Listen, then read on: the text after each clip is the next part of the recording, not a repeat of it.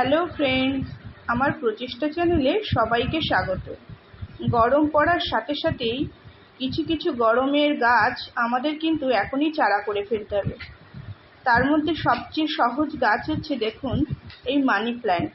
কি সুন্দর, জলের মধ্যে রেখে দিলেই এই সময় শিকড় বেরিয়ে যাচ্ছে। গাছ করতে গেলে আমাদের কিন্তু গাছের একটা টাইমিং সম্পর্কে ধারণা সবারই হতে হবে।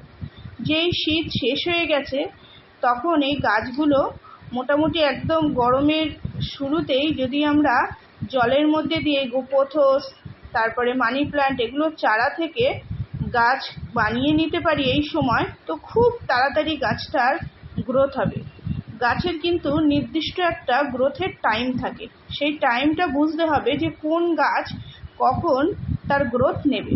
ছোট্ট একটু ব্যালকনি, সামান্য সাদা মাটা কটা গাছ দিয়ে সুন্দরভাবে কিন্তু সাজিয়ে তোলা যায়। এই দুটো ব্যালকনি আমার খুব সুন্দরভাবে কিছু ইনডোর প্ল্যান্ট দিয়ে সাজিয়ে রাখা আছে। এখন গরমকালে কিন্তু প্রত্যেকটা গাছে জল স্প্রে করতে হবে, তা না হলে বাইরের ধুলো এসে লাগলে গাছের সালোক সংশ্লেষ ব্যাহত হবে। আর কি করতে হবে, গাছের মাটি পুরোপুরি শুকিয়ে গেলে তারপরে কিন্তু গাছটাকে পুরো জল দিয়ে ভিজিয়ে দিতে হবে পুরো মাটিটা। এইভাবে যদি আমরা ইনডোর প্ল্যান্টে ঠিকভাবে জলের প্রয়োগ করতে পারি তাহলে খুব সুন্দরভাবে ইনডোর প্ল্যান্ট করতে পারবো। প্রতিদিন বারবার করে জল দেওয়ার দরকার নেই।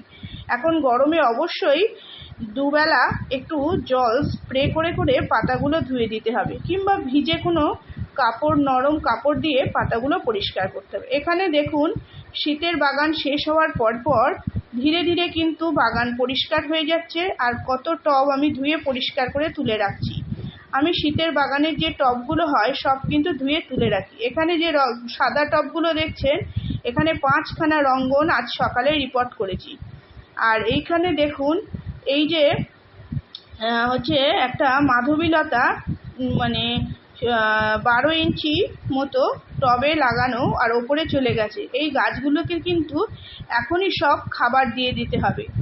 তো যে সমস্ত গরমের গাছ বাগানে ফুল দেবে তাদের অবশ্যই কিন্তু ফুল, ফল, সবজি যাই দেবে সেগুলোকে সাজাতে, মানে খাবার দিতে হবে। পেয়ারা গাছটা কি সুন্দর গ্রোথ, এটা হচ্ছে সেই বেবি সানরোজ। আর এখানে কিছু চাঁপা ফুল গাছের কাটিং করে দিয়েছিলাম, সেগুলো বালিতে বসিয়ে রেখেছি, নতুন চারা আশা করছি হয়ে যাবে। আর এইখানে দেখুন কিছু মিলি ফুলের গাছ আছে। এইভাবে ধীরে ধীরে শীতের বাগান কিন্তু পাল্টে যাচ্ছে। শীতের বাগান যেই পাল্টে যাবে, আমাদের ফেব্রুয়ারি, এই দেখুন পাতাটা ভেঙে গেছে, কচি পাতা, জানুয়ারি ফেব্রুয়ারি মাসে প্রচণ্ড পোকামাকড়ের অ্যাটাক হয়। তখন যদি আমরা গাছগুলোকে সেগুলো কীটনাশক দিয়ে পরিষ্কার করে গুছিয়ে ফেলতে পারি, তো এখন গরমের শুরুতে কিন্তু অন্যান্য ধরনের পোকামাকড় দেখা যাবে। কিন্তু আমরা যখনই গরমের গাছে পুরো জল দিয়ে স্নান করিয়ে দেব, মানে গরম যখন পুরোপুরি গরম পড়ে যাবে, তখন কিন্তু আর অত পোকামাকড় দেখা যায় না, শুধুমাত্র মিলিবাগটা একটু বেশি দেখা যায়। এখানে দেখুন, এই নীলকণ্ঠ গাছটা একদিকে আছে সাদা আর একটা নীল রঙের। এটা আমি একটা পাইপ দিয়ে সুন্দর করে একটা সেটআপ তৈরি করেছি।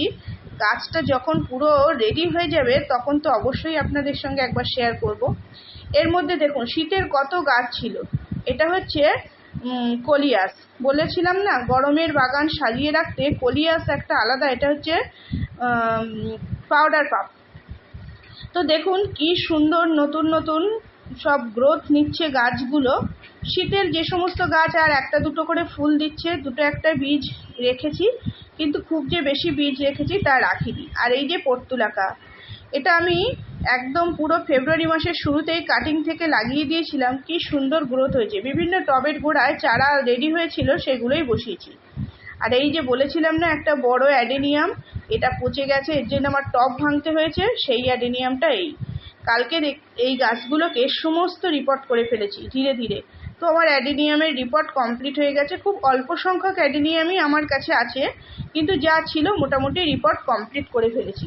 এইবার ধীরে ধীরে খাবার দেব, আশা করছি খুব শিগগিরই এর ফুল পাবো। কিন্তু ফুলের আগে অবশ্যই অ্যাডেনিয়ামে আমি দেখিয়েছি কি খাবার দিয়েছি। এবার কিন্তু একটু নাইট্রোজেন সমৃদ্ধ খাবার মানে বা এনপিকে ধরনের কোনো ব্যালেন্স এনপিকে একটু মাঝে মধ্যে জলে গুলে স্প্রে করব, যাতে পাতাটা বেরোতে সুবিধা হয়।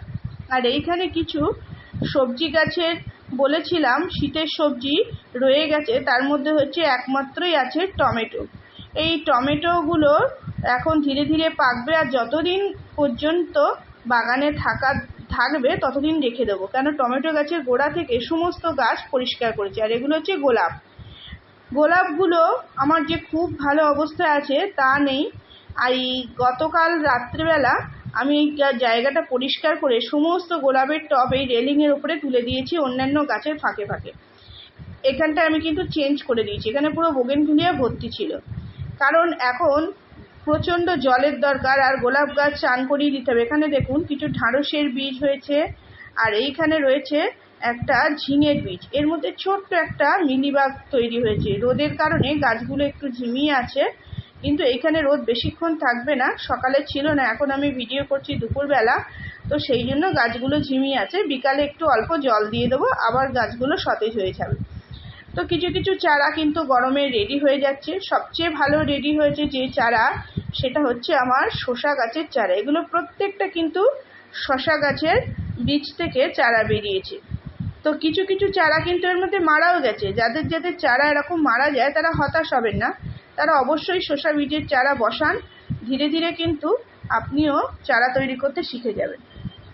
এইখানটায় এটা বেবি সানরোজের আমি হ্যাঙ্গিং পট রেডি করে ফেলেছি।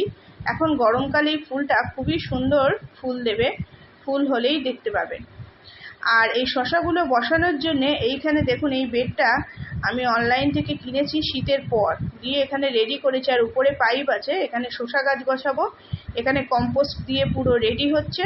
এইখানে অল্প আর একটা লেয়ার মাটি দিয়েই আর কম্পোস্ট দিয়ে শসা গাছ বসিয়ে দেবো। আর টমেটো গাছে কিন্তু ফুল এখনও আসছে, তো টমেটো মনে হচ্ছে আরও পুরো এই মার্চ মাসটা অবশ্যই টমেটো পাওয়া যাবে। এপ্রিল মাসে আমার ছাদে যা গরম, আশা করা যাচ্ছে টমেটো পাওয়া যাবে না। এইখানে কিছু পাকা টমেটো আছে, কিন্তু আমার আগে কিছু তোলা টমেটো রয়ে গেছে বাড়িতে, ওই জন্য আজকে আর তুলবো না, অন্য দিন এই টমেটোগুলো এখান থেকে হারভেস্ট করে নেব। আর কিছু কিছু বেগুন গাছ, লঙ্কা গাছ একটু ঘুরিয়ে বাগানটাকে সরিয়ে পরিষ্কার করে দিয়েছি। এই দেখুন এর মধ্যে ঢ্যাঁড়সের চারাও বেরিয়ে গেছে, এর মধ্যে দুটো শসার চারা আছে। তো এরকম বড় বড় গ্রো ব্যাগে টমেটো যেখানে আছে তার চারপাশ খুঁড়ে খুঁড়ে দিতে হবে। এই যে শিম গাছগুলো কাটিং করে দিয়েছিলাম, খুব সুন্দর, এর আবার নতুন গ্রোথ হচ্ছে। আর এখানে সাদা শাকের যে চারাগুলো দিয়েছিলাম খুব সুন্দর উঠেছে, দেখুন কয়েক দিনের মধ্যেই পুরো বেডগুলো সবুজ হয়ে যাবে। কিন্তু যে আমি আর এক জায়গায় সাদা শাক দিয়েছিলাম, সেখানে ইঁদুর কী করেছে, পুরো মাটিটাকে খুঁড়ে নষ্ট করে ফেলেছে। আগেই বলেছি বাগানে খুব ক্ষতি করে ওরা। তো যাই হোক, এইখানে লঙ্কা গাছে কি সুন্দর ফুলও এসে আছে, ফুল হবে। তো এখানে ধীরে ধীরে কিন্তু সবজি পচা জল আমি গাছে একদিন দিয়েছি। এবার গরমকালে সবজির খোসা খুব তাড়াতাড়ি কম্পোস্ট হয়ে যায়, তো সেইগুলো আমি একসঙ্গে কলার খোসা, পেঁয়াজের খোসা এবং বিভিন্ন সবজির খোসা ভেজানো জলের সঙ্গে মিশিয়ে পাতলা করে এবার কিন্তু গাছে দিতে থাকবো। খোল দেব, কিন্তু খুব সামান্য পরিমাণে। এই মার্চ মাসটা পুরোটা দেব, আর তারপরে কিন্তু আর দেব না। এই যে এইখানে দেখুন লঙ্কা গাছগুলো কি সুন্দর আবার নতুন করে ফুল চলে আসছে, আর শাকগুলো পুরো বাগানটাকে সবুজ করে ফেলবে কয়েকদিনের মধ্যে। এইভাবে ধীরে ধীরে শীতের শেষ থেকে আবার আমরা গরমের বাগানের প্রস্তুতি নিয়ে ফেলবো ধীরে ধীরে। তো বাগান করতে গেলে কিন্তু সিজন যখন চেঞ্জ হয় তখনই একটু খাটনি হয়, বাকি সময়টা কিন্তু খুবই ভালো থাকে মনটা। এখানে দেখুন একটা ড্রাগন গাছ রয়েছে, কি সুন্দর ড্রাগন গাছটার গ্রোথ হচ্ছে। এতে আমি খুব শিগগিরই খাবার দেব।